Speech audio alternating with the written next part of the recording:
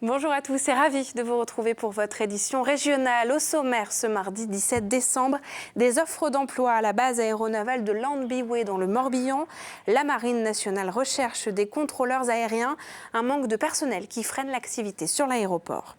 La rénovation du langoustier du Cap Sizun va enfin se terminer. La coque du bateau avait été laissée à l'abandon après la fermeture du lycée maritime de Plouhinec. Le centre nautique a décidé de finir sa construction.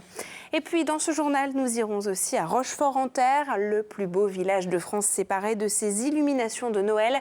Un sujet qui a soulevé quelques polémiques dans la cité, vous le verrez. Bataille autour des analyses pour détecter le glyphosate dans les urines. Face aux tests d'épiceurs involontaires de glyphosate, la FDSEA a décidé de réaliser des analyses d'urine sur une dizaine d'agriculteurs du canton de Plabennec.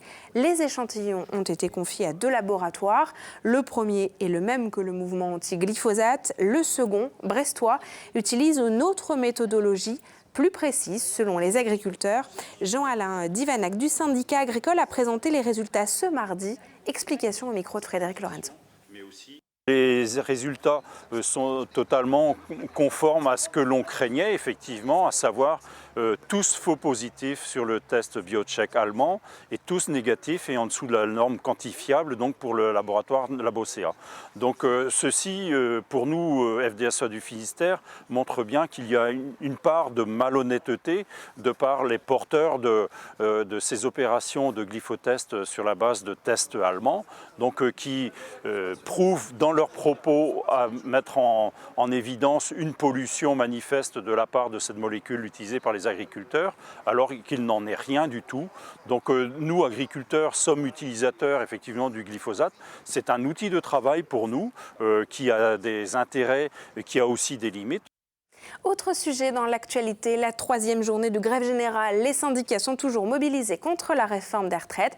Plus d'explications sur ce sujet dans la Bretagne en 5 infos, préparée aujourd'hui par Amaury Lebeau. Forte mobilisation ce mardi en Bretagne pour la 3e journée de manifestation contre la réforme des retraites. Cette fois-ci, tous les syndicats sans exception participaient au rassemblement. Plus de 15 000 manifestants à Nantes, 12 000 à Brest et à Rennes ou encore 5 000 à Quimper. Au total, plus de 60 000 Bretons étaient dans les rues aujourd'hui. Un chiffre légèrement en baisse par rapport à la semaine dernière, mais tout de même très important.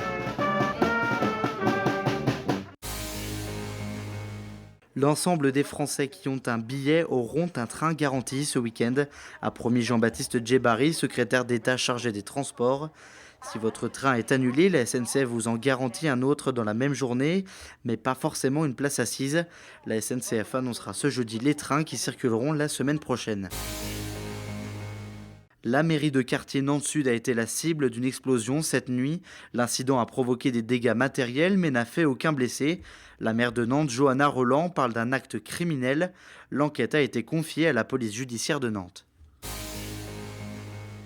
Camavinga, c'est 100 millions minimum. D'après l'équipe, le milieu de terrain rennais de 17 ans serait pisté par le Real Madrid.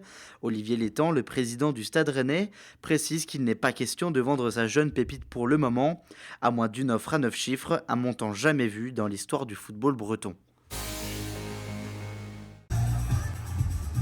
Après les vieilles charrues autour de la fête du bruit et de la nuit des étoiles de dévoiler leurs affiches ce mardi, Martin Garrix et Supertramp à Landerneau et les Black Eyed Peas à Saint-Nolff pour la fête du bruit, Gims et Jean-Luc Lahaye à Tréflez, et d'ores et déjà c'était la ruée ce mardi à Carhaix sur les nouveaux billets mis en vente par les charrues.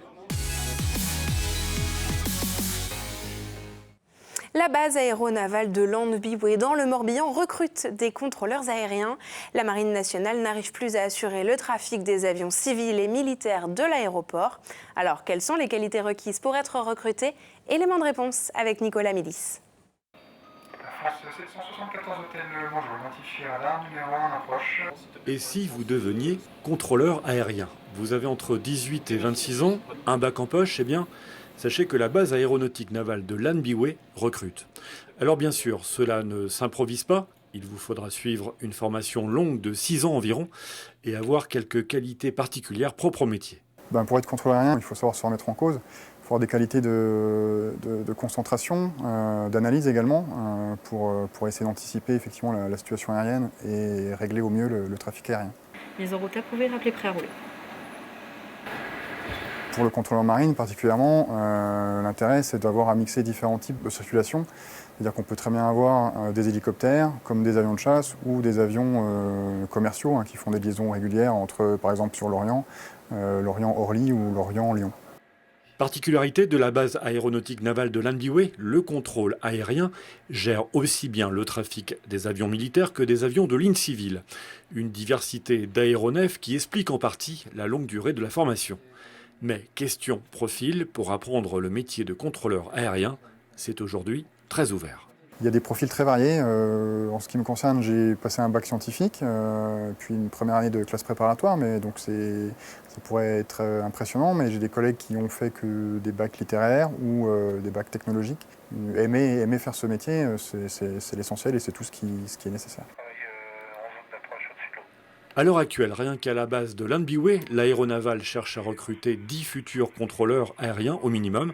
Pour vous aussi prendre votre envol, renseignez-vous auprès de la base aéronavale de Llanbiway.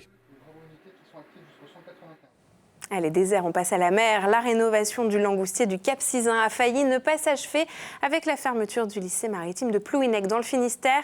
Les élèves de l'établissement ont travaillé sur la coque du bateau pendant plus de 10 ans. Le centre nautique a racheté la coque et trouvé des financements pour terminer la construction dans un chantier de Douarnenez. Frédéric Lorenzon nous en dit plus. C'est la dernière coque fabriquée par les élèves en charpente navale du lycée Jean Moulin de Plouhinec. Après la fermeture de l'établissement en juin 2018, c'est le centre nautique qui a racheté ce langoustier typique du Cap Sizun. La coque rejoint les quais du port pour poursuivre son aventure. L'idée, c'est de l'envoyer à Douarnenez et dans un chantier. Et donc aujourd'hui, c'était la sortie du bateau. La construction du langoustier a commencé en 2003 à l'initiative de Bernard Ficatier, un enseignant du lycée, et de François Vivier, architecte naval. Les élèves ont été nombreux à apprendre sur ce cas d'école. Naturellement, le centre nautique de Plouhinec, qui possède déjà un sloop langoustier, la Louisette, a souhaité achever la construction de ce nouveau bateau. Il manque quelques bordées, effectivement. Il manque le mât, il manque le gréement, tout ça.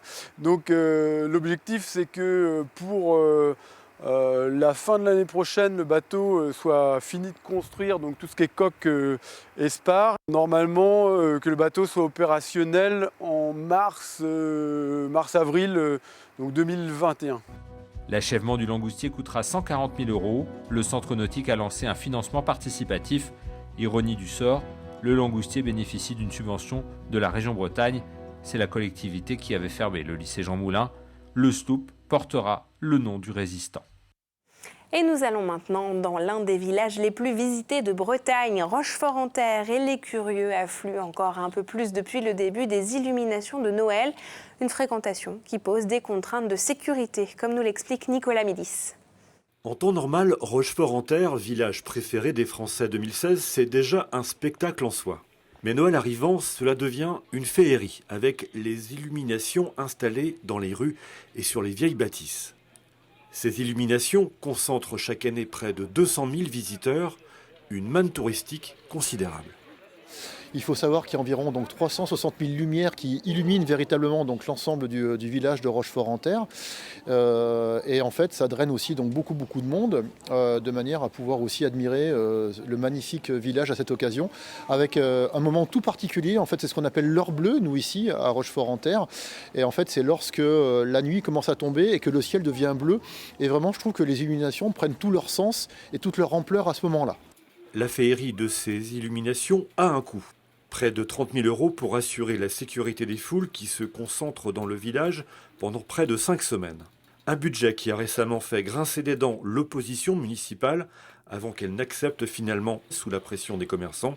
Mais qu'en est-il de l'empreinte énergétique d'un tel événement ? Alors la municipalité évidemment est engagée en fait dans le développement durable et apporte un soin tout particulier de manière à ce que ce ne soit pas trop énergivore, avec effectivement donc des illuminations qui sont à basse consommation en l'occurrence. Les illuminations de Rochefort-en-Terre dans le Morbihan, c'est tous les soirs jusqu'au 5 janvier 2020. Et c'est avec les illuminations de Rochefort-en-Terre que l'on termine cette émission. Merci beaucoup de nous avoir suivis et de votre fidélité. Ce soir, dans votre magazine L'Instant T, Pauline Ferco revient sur le mystère de la pierre gravée de Plougastel. L'énigme de ce rocher est-il enfin percé? Vous verrez cela. Et puis, dans l'instant politique, nous recevons cette semaine Pierre Marchand, le référent départemental de La République En Marche du Finistère. Une émission, L'Instant T, que vous pouvez voir après cette édition et en replay sur les sites internet de TBO et TB Sud. Nous, on se retrouve demain à 19h pour un nouveau JT régional. Je vous souhaite une très belle soirée sur nos antennes. À demain.